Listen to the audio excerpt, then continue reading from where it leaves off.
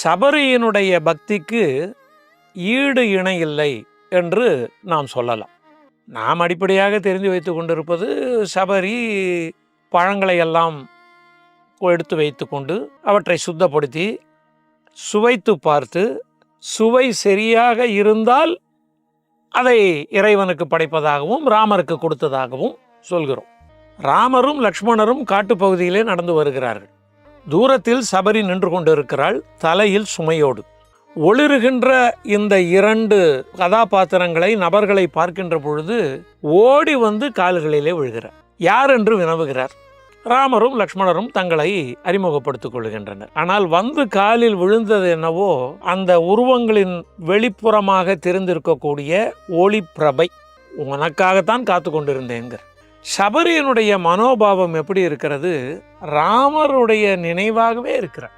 அந்த பக்தி சற்று விசித்திரமானது.